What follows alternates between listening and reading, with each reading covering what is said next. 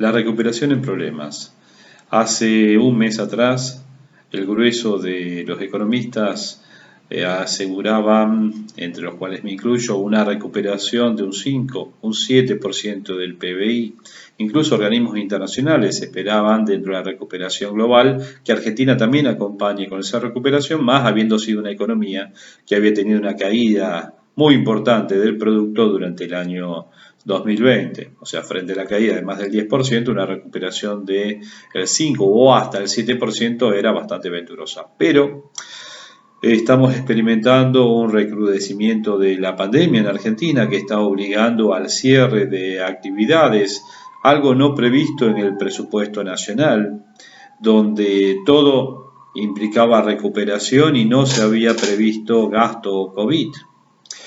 Además han existido otros efectos, desde efectos que son a nivel internacional, como recientemente lo que fue un anuncio de una reforma tributaria en Estados Unidos, incrementando el impuesto a la renta financiera, que puede hacer un movimiento de capitales desde activos especulativos a activos libres de riesgo, en donde esos activos estarían desgravados, lo cual afectaría a los mercados emergentes. Eso afecta a una economía como la Argentina, que continuamente requiere de financiamiento internacional, y en ese punto justo aparece el hecho de la reestructuración, refinanciación de la deuda, ya sea con un organismo supranacional como el FMI y el Club de París. Disponemos de los fondos para poder afrontar, sí, incluso el aporte en DEG que hace, Derechos Especiales de Giros, que hace el FMI, y que nos corresponde el suficiente para poder rolear la deuda con el FMI en el sentido de pagarla con una contribución nueva y poder estar renegociando lo que es el plan anterior, o incluso aplicar un stand-by o pedir un stand-by y modificar el vencimiento en un año. El tema es qué perspectivas tenemos frente al futuro si además le agregamos algunos efectos de medidas o de situaciones que son internas, en donde vamos a poder enumerar desde una inestabilidad tributaria. Estamos hablando nuevamente de un incremento de las retenciones al agro, anunciado recientemente, por lo menos que está en estudio. El intervencionismo estatal ya desmedido a partir del pedido de toda la información a las 1000 empresas de más facturación sobre ingresos, costos, inventarios, etcétera.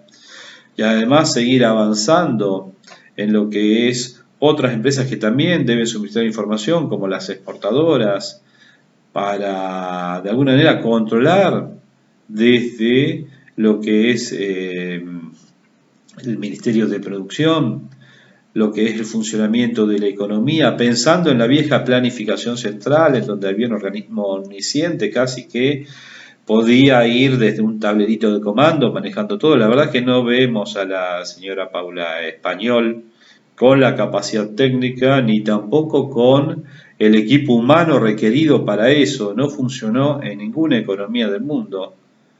No va a funcionar en Argentina y solo va a entorpecer el funcionamiento del sector privado de la economía.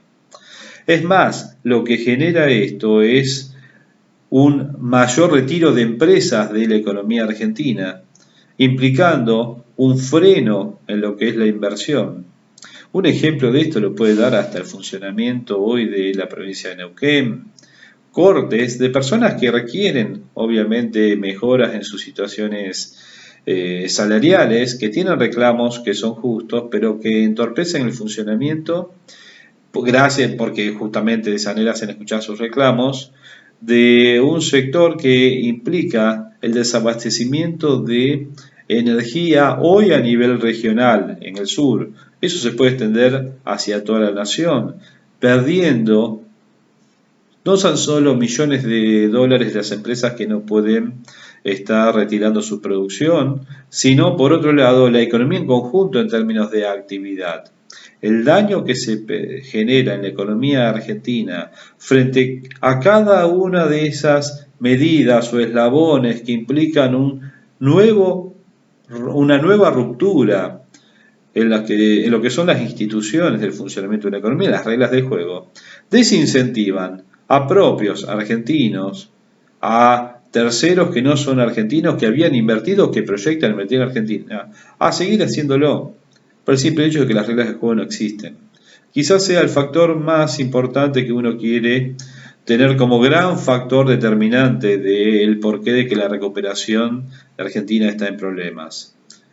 Si tenemos un Estado que continuamente rompe reglas de juego, en donde la ruptura es continuamente hacia el incremento de los impuestos y los controles sobre el sector privado, si tenemos al mismo tiempo una ruptura entre privados, en donde el derecho mío va por encima de los demás y porque tengo un reclamo justo a nivel salarial, o en todo caso dejemos funcionar el mercado y si no gana lo suficiente la persona en una cierta actividad, libremente puede irse a otra.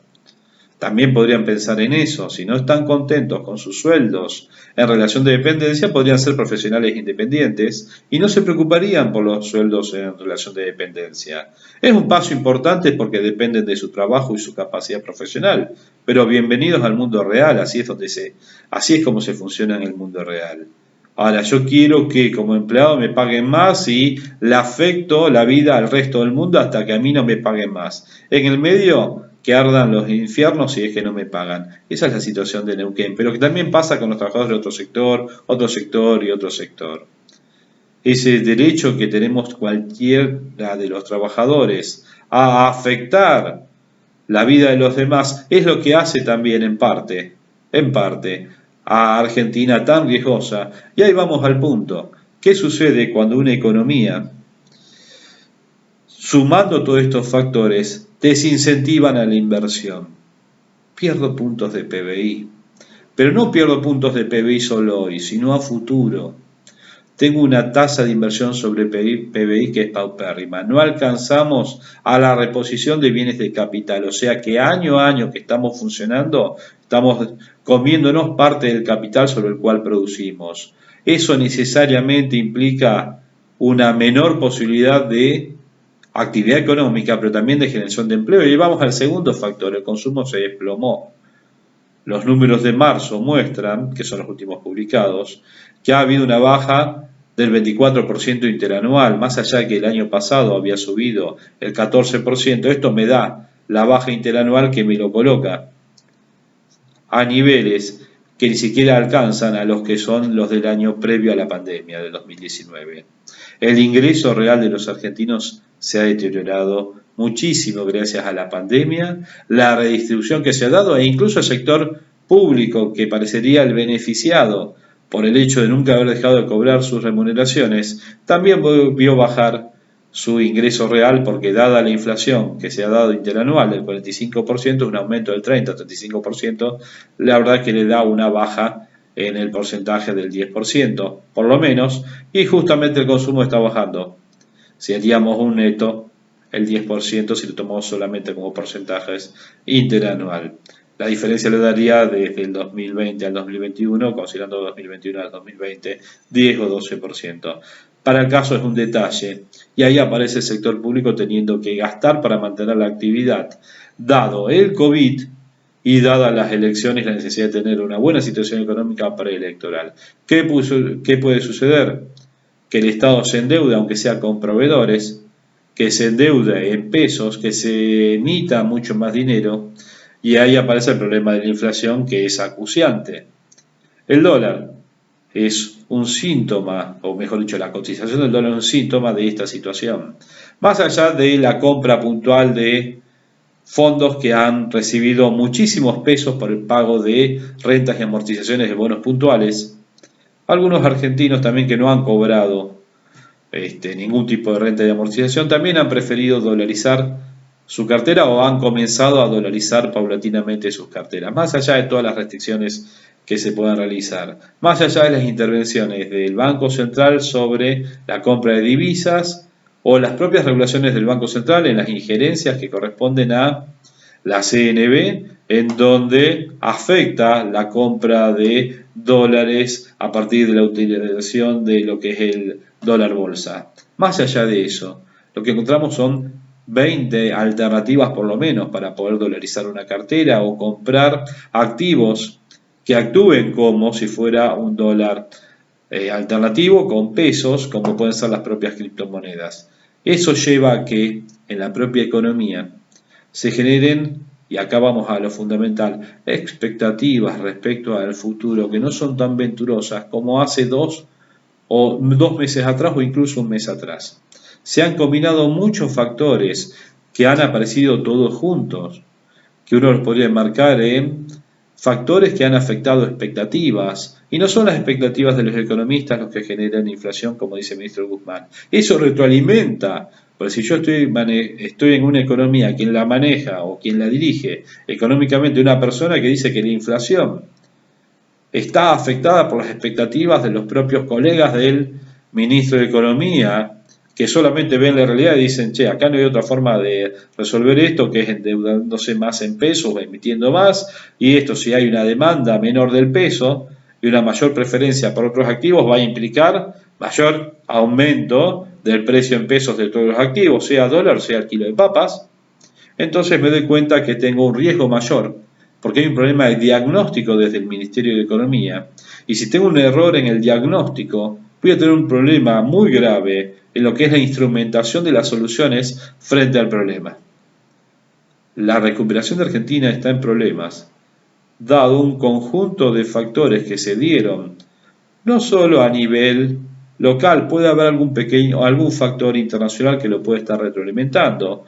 Ver un final del ciclo de recuperación de la economía norteamericana que está recuperándose en un nivel no pensado durante el año pasado. China creciendo al 7 u 8%, esos son factores muy buenos, pero justamente eso me puede hacer mirar hacia adelante en lo que es el fin de una era de auge en los emergentes. Siempre sucede, después de un gran auge, algún tipo de recuperación pasó después de las tasas cero del año 2001, el gran auge y el incremento del precio de los activos internacionales hasta el año 2005 y una política monetaria que comenzó sobre el año 2006 tibiamente a pasar a ser una antiinflacionaria, y eso llevó ya en 2007 a una caída del precio de propiedades y 2008 a lo que fue crisis de las hipotecas.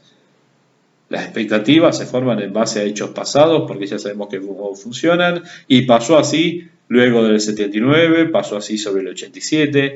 En distintos momentos de la historia se dieron ajustes internacionales luego de grandes auges de tasas de interés o de gran liquidez a nivel internacional. Si lo traspolo ahora, no va a ser mañana, pero puedo empezar a tomar recaudos y ahí puede aparecer algún continuo cese de movimiento hacia activos especulativos. Eso puede verse en mercados de cotización diaria por todos seguidos, como el de las criptos o de los mercados emergentes desde el turco al de Argentina.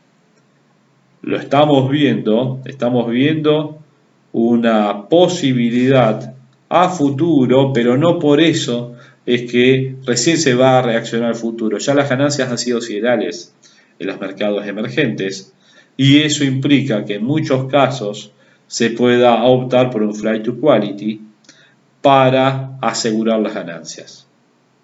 Argentina está contribuyendo a que eso suceda en su propia economía. Depende de la gestión económica romper las expectativas actuales y volver a restablecer aquellas que nos permitían pensar en un 5 o 7% de recuperación.